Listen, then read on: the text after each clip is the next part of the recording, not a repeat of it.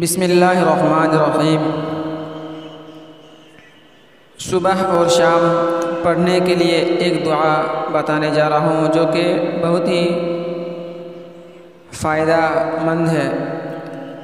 حضرت عثمان رضی اللہ تعالی عنہ فرماتے ہیں کہ رسول اللہ صلی اللہ علیہ وسلم نے ارشاد فرمایا، جو بندہ ہر صبح اور شام کو 3 مرتبہ یہ کلمات پڑھے، بسم اللہ الذی لا يضر مع اسمه شيء في الأرض ولا في السماء وهو السميع العليم، بسم الله الذي لا يضر مع اسمه شيء في الأرض ولا في السماء وهو السميع العليم، بسم الله الذي لا يضر مع اسمه شيء في الأرض ولا في السماء وهو السميع العليم۔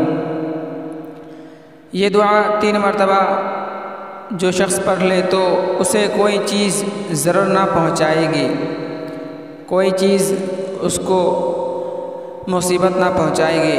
ابو داؤد شریف کی ایک روایت میں ہے کہ صبح کو پڑھ لینے سے شام تک اور شام کو پڑھ لینے سے صبح تک اسے کوئی ناگہانی بلا نہ پہنچے گی۔